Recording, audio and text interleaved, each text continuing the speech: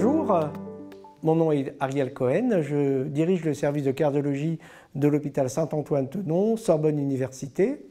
Bonjour, je suis Stéphane Edéry, je suis cardiologue ici, je travaille à l'hôpital Saint-Antoine avec Ariel Cohen et je coordonne l'activité de cardio-oncologie sur les sites de Saint-Antoine et Tenon. Alors Stéphane, d'où vient cet engouement pour cette discipline plus qu'émergente, la cardio-oncologie? La cardio-oncologie, ça a probablement commencé il y a une dizaine d'années par l'évaluation de la toxicité cardiaque des anthracyclines à travers de multiples travaux des équipes italiennes qui décrivaient ou tentaient de décrire la toxicité des anthracyclines. Pas véritablement de solution à ce moment-là. Puis on va dire que l'accélération de la connaissance et de la compréhension, c'est peut-être 2016 avec des propositions de consensus d'experts autour du positionnement de l'imagerie pour décrire la toxicité cardiaque. Donc on est encore dans une phase où on est très descriptif. Et puis la véritable naissance de la spécialité, c'est août 2022, avec la publication des recommandations européennes, qui là vont beaucoup plus loin. Certes, on continue à décrire la toxicité cardiaque des anthracyclines, mais on étend le champ des connaissances avec tout ce qui a été produit par la recherche et la compréhension. Donc on décrit les 3 phases de la prise en charge de ces patients, en amont de la toxicité, par l'évaluation rigoureuse de ces patients et la gestion des facteurs de risque. On continue à parler de la gestion de la toxicité cardiaque, pas uniquement des anthracyclines, mais aussi des nouvelles chimiothérapies qui ont été mises sur le marché depuis, les thérapies ciblées et les immunothérapies, et puis un focus très important sur la gestion des toxicités au-delà de la phase de prise en charge de ces patients atteints de cancer qui schématiquement va durer 5 ans. Et au-delà, les patients, une fois guéris ou en rémission, vont sortir du champ de surveillance de nos confrères cancérologues pour être un peu, entre guillemets, livrés à eux-mêmes. Mais ils peuvent développer à ce moment-là des toxicités cardiaques en lien ou non avec les chimiothérapies qu'ils ont reçues, s'il y a une toxicité retardée par exemple, ou bien en lien avec les facteurs de risque cardiovasculaire qu'ils avaient pendant la chimiothérapie et qui vont peut-être se développer au-delà de l'administration de la chimiothérapie. Qu'est-ce qui fait aujourd'hui que l'oncologue a un besoin quasi vital, constitutionnel ou constitutif de sa spécialité? Pourquoi est-ce qu'il a tout le temps besoin du cardiologue? Il y a probablement plusieurs raisons. Il y a que les patients atteints de cancer ont dans 10 à 30% des cas des facteurs de risque cardiovasculaire ou bien une cardiopathie structurale sous-jacente avant même d'avoir reçu une chimiothérapie. Évidemment, l'optimisation et la gestion de ces facteurs de risque avant l'administration d'une chimiothérapie potentiellement cardiotoxique est un enjeu majeur pour limiter cette cardiotoxicité. Il y a des liens étroits entre l'hypertension artérielle, par exemple, et le risque de toxicité sous anthracycline. Et donc, évidemment, un meilleur contrôle de l'hypertension artérielle va probablement participer à la modulation ou à la diminution de l'incidence de toxicité sous anthracycline. Ça, c'est la phase en amont, encore une fois. Pendant l'administration d'une chimiothérapie, quelle qu'elle soit, anthracycline, thérapie ciblée ou immunothérapie, il peut y avoir des événements cardiovasculaires, attendus ou inattendus.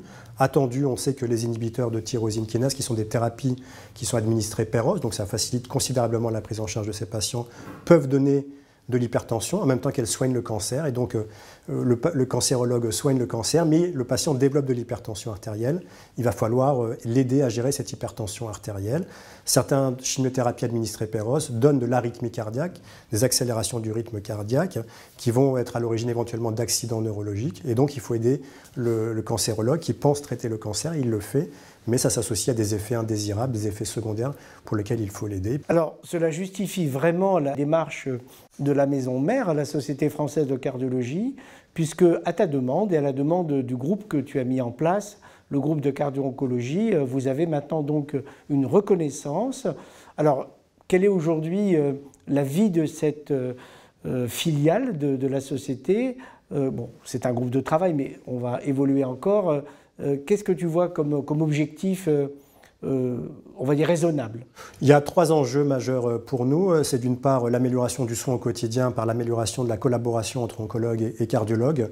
La deuxième partie, c'est l'enseignement surtout dirigé vers nos confrères cardiologues, les futurs praticiens dans ce domaine, puisque cette thématique n'est pas enseignée dans l'internat, entre guillemets, et donc il va falloir bien trouver un moyen de transmettre ces connaissances. Et puis après, c'est la partie recherche, à laquelle participe évidemment la Fondation, pour encourager des projets innovants dans ce domaine. Il y a des toxicités anciennes, les anthracyclines, il y a des toxicités émergentes comme les immunothérapies, et donc il faut qu'il y ait des financements dans ce domaine, une aide à la recherche pour pouvoir promouvoir, comprendre les mécanismes de toxicité et éventuellement proposer des solutions thérapeutiques qui évidemment sont innovantes. Si on prend l'immunothérapie, la toxicité cardiaque est connue depuis 5 ans, et donc il va falloir bien que l'on puisse proposer des solutions. C'est ce qu'on essaye de faire avec d'autres groupes dans ce domaine. Alors tu as souligné à plusieurs reprises donc, la place essentielle du soutien institutionnelle, tu as parlé de la Société française de cardiologie, tu as parlé de la Fondation qui, tu le sais, est le bras armé de la Société française de cardiologie pour assurer la promotion, la diffusion de la recherche. Il y a donc, même de la part de la Fondation, une définition des thématiques dont la cardio-oncologie est une discipline, on va l'appeler comme ça, particulièrement mise en avant. Et enfin, tu as cité cet événement qui va faire le point après Marseille, l'année dernière, en 2022, un magnifique congrès avec Franck Thuny de cet événement le 29 et le 30 juin, je crois. Notez-le dans vos agendas. Le congrès de cardio-oncologie que tu présides cette année, Stéphane, à Paris. Alors, quels sont les grands axes en quelques mots ? On a voulu un peu moduler ou améliorer le premier congrès qu'on avait présenté. Le congrès de Marseille, c'était un peu une innovation pour tous, hein, c'était le début, c'était la première édition. C'était un congrès sur une journée et demie, essentiellement axé sur la toxicité des anthracyclines, des thérapies ciblées, un peu l'immunothérapie, avec un format conventionnel de sessions, 3 ou 4 présentations. Là, on a voulu non pas innover, mais un peu améliorer et un peu plus coller à la spécificité de la cardio-oncologie.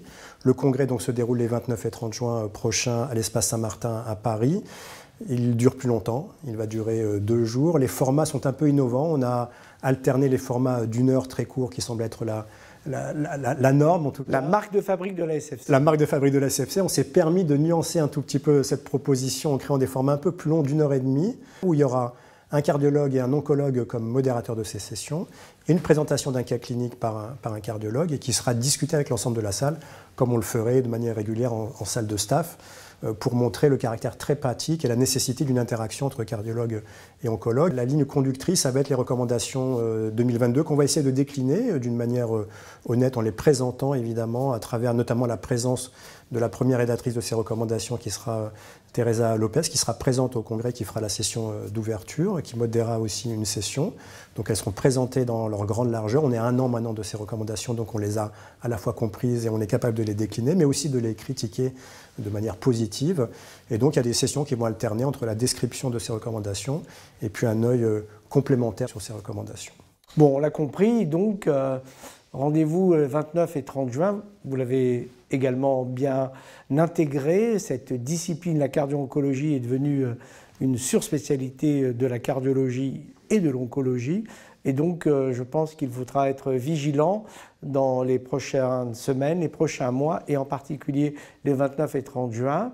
Et puis, on en profite aussi pour dire qu'il faudra donc stimuler toute la partie recherche. On a besoin donc du soutien institutionnel, et on pense assez naturellement à nos sociétés savantes et à leurs bras armés pour la recherche. Merci beaucoup.